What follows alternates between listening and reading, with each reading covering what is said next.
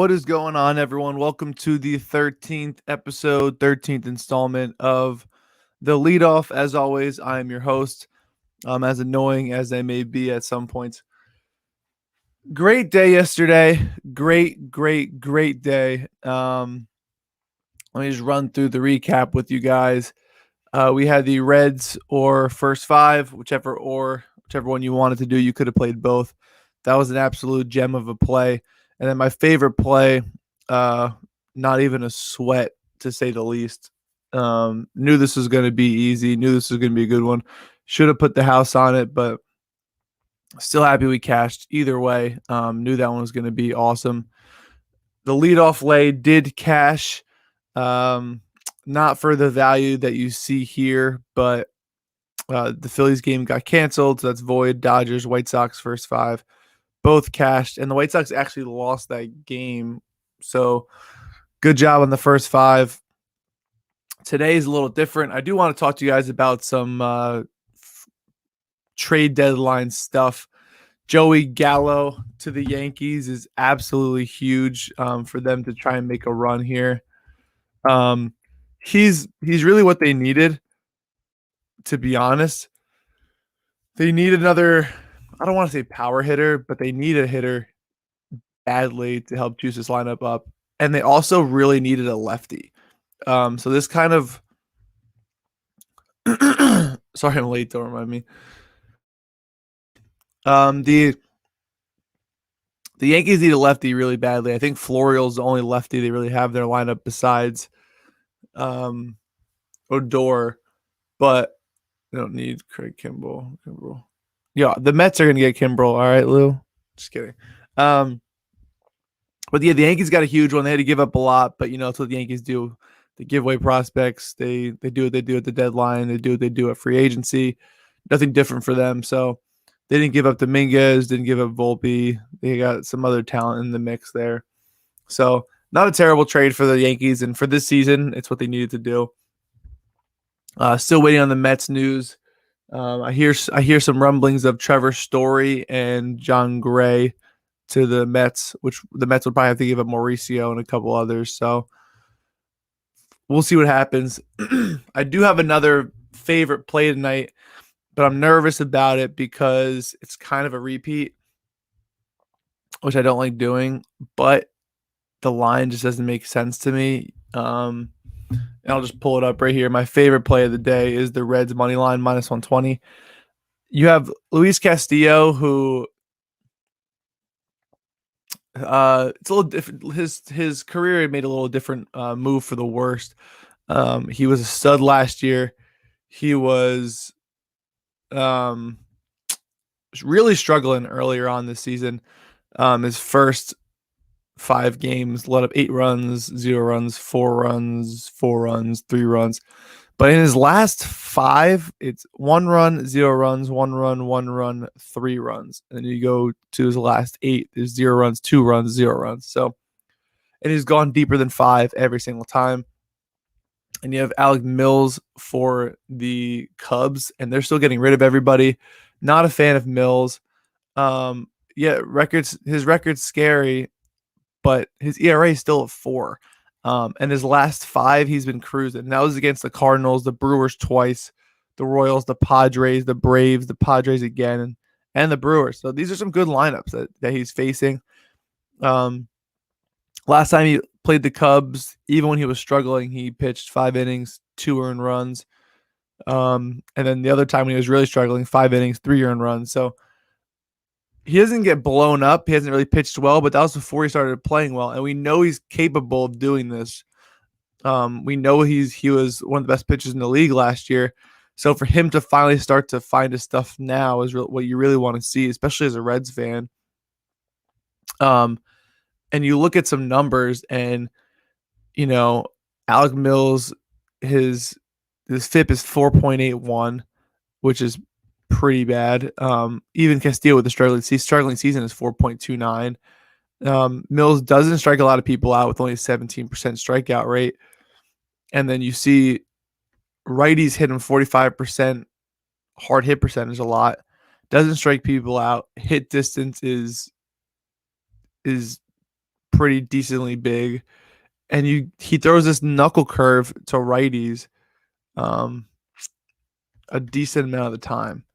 I think this bulk of this lineup of Winker, Aquino, and Votto is gonna absolutely smack him. The other part of the lineup might need a little help, but I don't see anyone on the Cubs that's gonna do anything bad to Castillo. I mean, looking at these numbers, his ISO numbers are still good.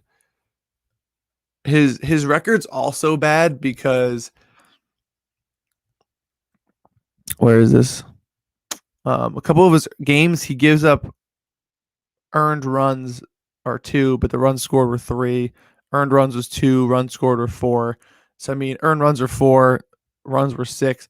So whether there's errors or whatever it is, Reds F5 I like. I like the Reds money line overall. Just to be a little safe. I do think it might be a little close.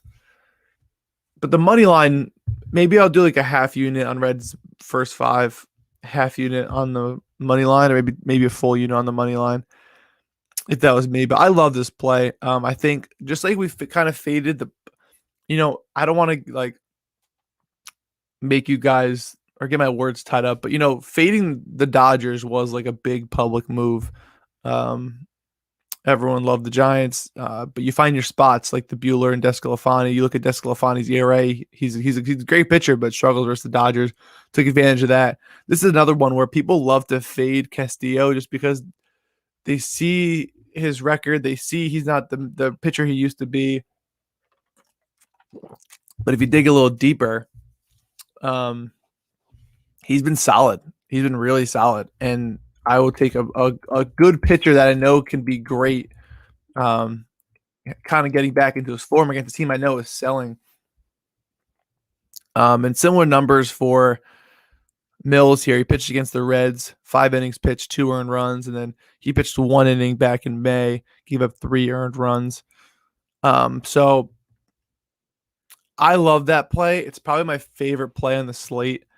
And I might do a bookie package today because I haven't in a while. I've been giving literally everything out for free the past 2 weeks, whatever it is. But this is a free play. Reds money line is I love it so much. I think as we get more and more into it, it's gonna go to like minus 140. But I will take that. And then you even go down the list, like there's a lot of weird games today. Dodgers, Giants with David Price on the mound and Johnny Cueto. If you look at Johnny Cueto's numbers, hold on.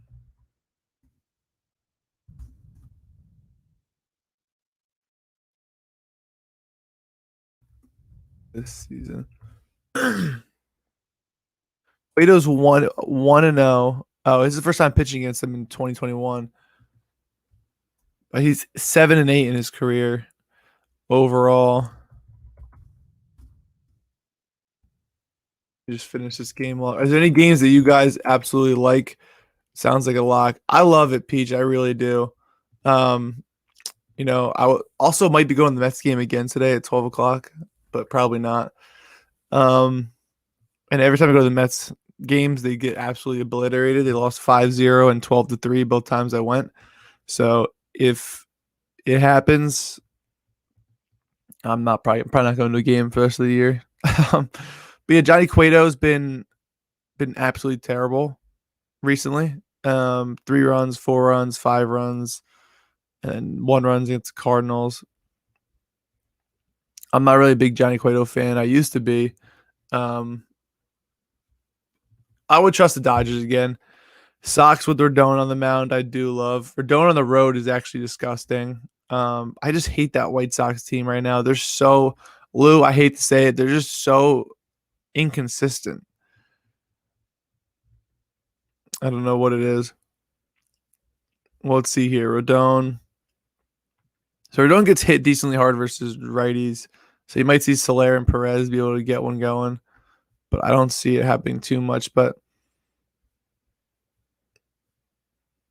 oof. Jeez, and they're going with the bullpen game too. Yeah, I mean, first five. What's that price though? What's that David Price? Um,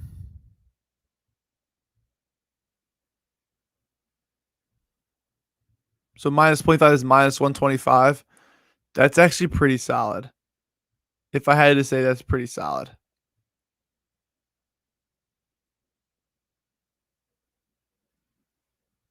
Rays and Blue Jays. I was actually thinking about the Rays today. Garrett Cole's 1-2 versus the Rays, but Luis Patino is kind of a wild card.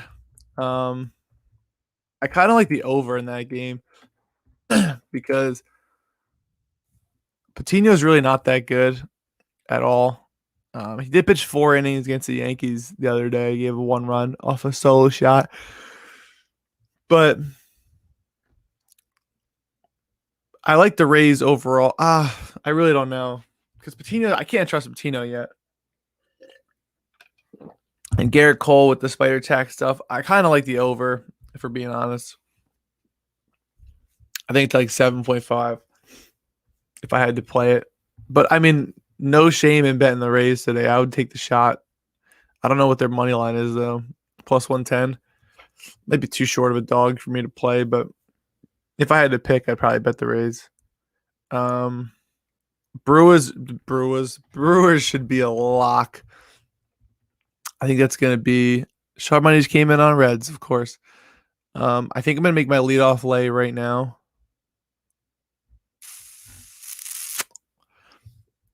And it's gonna be we're running it back like LeBron 12-13. Reds, White Sox first five. I'm actually surprised at that White Sox run line first five. I'm gonna play the White Sox first five money line in the parlay though. And then I'm also gonna play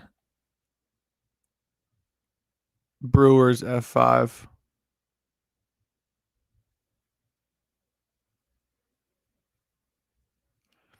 If I could find the line. Oh, minus 200. But this is what's weird. Like these odds discrepancies, you have Brewers minus 200 first five, but the run line minus 0.05 is minus 120. But the White Sox, the first 5 innings money line is minus 185, and their first five run line is minus 125. Literally makes no sense. That's gonna be my leadoff lay. Real quick, we're getting after it real early.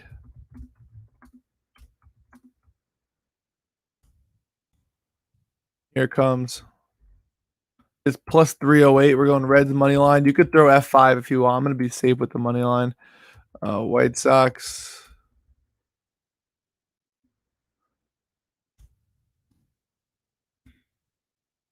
Brewers F5. Plus 308. Bang. That's it right there.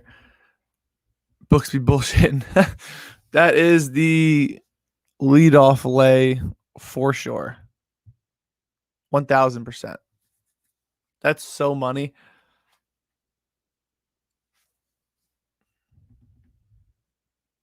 Game start early. Yeah.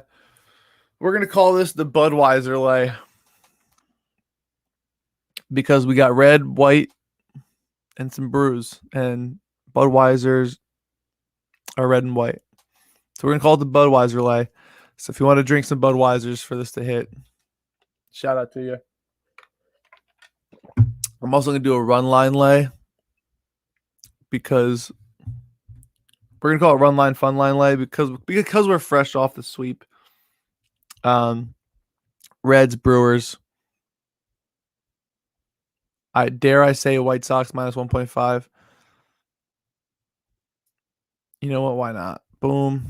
Boom. We'll do Dodgers. Not White Sox. There it is. Plus 912. Fun line lay.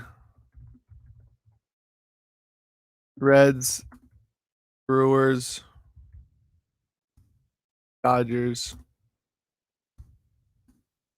plus 912. Boom.